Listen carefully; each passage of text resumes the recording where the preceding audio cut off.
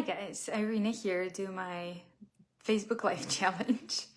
Sitting here a few minutes, procrastinating, but eventually deciding to go live. This topic, I've been actually reflecting on it for the last few days about surrender, trusting God and universe. And this is one of my favorite topics to talk about and reflect on. And so I decided to do a live.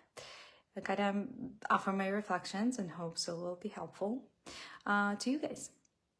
So I don't know about you, but for me, when I am able to surrender and trust life, trust universe, God, divine, however you want to put it, I experience my life much more pleasant. I feel more in flow. I enjoy it more. I relax. I feel safe. It's basically a much more enjoyable state to be in. And I don't know about you, and you can tell me, but I noticed that for most people, I kind of like, you begin roughly divide them into seekers and non-seekers. And for seekers, and I definitely identify as a seeker. It's just, I think it's something that you're basically born with. But as a very young child, I always not only was seeking for connection with the divine, but I definitely had it. I definitely knew that it's just something I have and something just there. It's not something I had to even question. For me, it was just always there.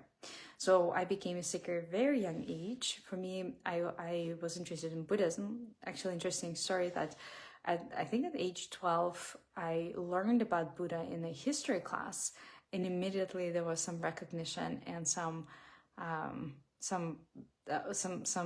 like connection to Buddhism and this idea of enlightenment and connecting to some universal truth, some in Buddhism they don't talk about God and this, like in Christian religion, but they talk about enlightenment, right? Going beyond your mind and recognizing your true nature. And that's what I resonated with. It definitely appealed to me intellectually. And so at first, I kind of forced myself into trusting God and surrender. But it wasn't like a true surrender. It was a spiritual bypass slash kind of like avoidance slash passivity surrender. And this, you might recognize it, but you know how it's spiritual new age, they have this idea of like, just universe has your back and trust God and everything's working out in your favor. And it's this like very, very nice to believe concepts. They concepts because it becomes those ideas. They can be very attractive for somebody who doesn't experience safety, and becomes this like, well, I'm just going to believe that. The problem is that a lot of times it's not what we feel internally. Internally, there could be a lot of fear and actually resistance to surrender, but we get attracted to these ideas that, oh, universe has my back and everything's going to work out. And we want to trust that. So we trust that on an intellectual level, but it doesn't go deeper into a body. It's not necessarily something we experience as truth on a very body level. And so I had it for a while, for a very long time. I was just like, it's all good. The universe has my back.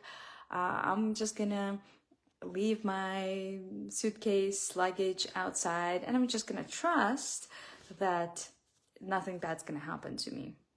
Well, like Haley, nothing bad has happened to me with my what I call blind trust, but it's not really a true surrender and a true in a real trust, because it's very bypassy. But it's bypassy because it's kind of like this, like I'm just not gonna look. I'm hoping things will work out, but I'm not gonna. There's like a lack of engagement in the actual life that comes with this kind of attitude. And what I had to go through to hopefully now, today I'm actually feeling this nice, like, I feel a sense of trust and surrender again. And for a long time, I didn't, but today I do. And I'm hoping it's like, okay, we're close, we're getting there. But what I had to work through to get in a state, I don't know if it's true surrender, we'll see, only time will tell, because the surrender is really tested when things are not going the way you want to. When things are not going well, when things are not working out the way you want them to work out, because it's easy to surrender when everything is the way you want it to go, right? Like, I can surrender to me having everything I ever wanted. But when we're tested and we try something but we don't succeed, or we experience illnesses, or people close to us are sick, that's the time when we really get tested with that's probably when we really know are we really surrendered or not.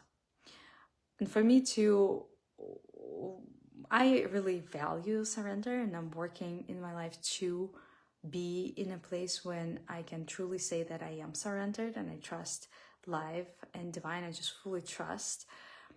I had to work through a lot of fear, because fear, it's also, and that's where psychotherapy can come in for people who want to have this relationship with divine and really truly surrender and trust God. It's that we'll always project our early childhood experiences onto our relationship with divine, and we always project our unresolved parental relationship issues into divine. And so it will be really hard to trust God and life and universe if you have some unresolved childhood experiences. And that's where therapy comes in and says, yeah, it makes sense that actually you want to trust God, but you don't trust because you experienced that trust is not safe. That when you were trusting, you came into this world as this beautiful, trusting baby, but you were let down, you were not taken care of, you were hurt, and that's all happened when you were very little. That created a lot of trust, not in your conscious level, but in your body. And now when you try to surrender because it's a nice idea, your body is like, I don't trust. So, and the body is, the unconsciousness, the body, it's much more powerful that we're like animalistic, right? Like the primal instinctual body, it's much more powerful than our mind. Our mind doesn't have any control over very early imprints and very early conditioning, and that they become more like instincts. They're very hard to overcome with your conscious mind. You can't really will yourself into surrender if you hold a lot of fear on a very primal level about not being able to trust life because you had those early childhood experiences that were not positive. And a lot of times it's we all had them because we experienced hospitals.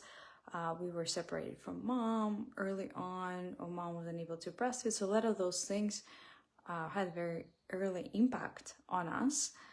And now, because we didn't receive care, say in the hospital when we were born, we were like 3 years old or 3 days old, we just had this like imprint that it's not safe to let go and trust. Because look what happened when I trusted last time. Look what happened when I was open and receptive and fully surrendered. That's how we come into this world. Look what happened. And we store that experience in our body, and now when we try to surrender, let go, that experience will come up and we'll have to live through it. We have to clear it from our nervous system, or so from our body, to be able to move towards trust and surrender. So a lot of times when we're talking about it in the context of spirituality or religion, and there is this movement towards trusting God, it's it's kind of like, again, simple but not easy, because it's a simple concept. But if you have this early childhood experience, then it won't be easy. It won't be even possible for you to do it on a very deep body level, because that experience will need to be cleared. So as I'm working through my childhood experiences, I'm clearing it through my system, I'm finding that I am much more able to connect to life as it is, because I'm clearing out all the projections from my relationship with God and divine. And then I'm starting to experience more and more that, oh wait, God is loving, it is safe, it is holding me with love, it is on my side, it is supportive, because I'm stopping, I'm no longer projecting my experiences onto reality. And that's what really my work is all about, is really helping people clear those experiences from the nervous system, from the body, so the experiences, because they happened in the past, can be let go, and now they're no longer affecting your relationship with life, God, universe, and you're able to trust and let go and experience safety and love that is always here, every day, every moment, but we are unable to receive it a lot of times because of our past experiences. So once it's, again, cleared in your system, that's why I use ketamine-assisted psychotherapy to go deeper and really work with deeper level of unconscious and subconscious mind to really clear those patterns from nervous system. Because when they happen early, it's very hard to access it with just talk therapy and tech, just your conscious mind. They're not there, and everybody wants to. We all want to release them, but it's just not as simple as that.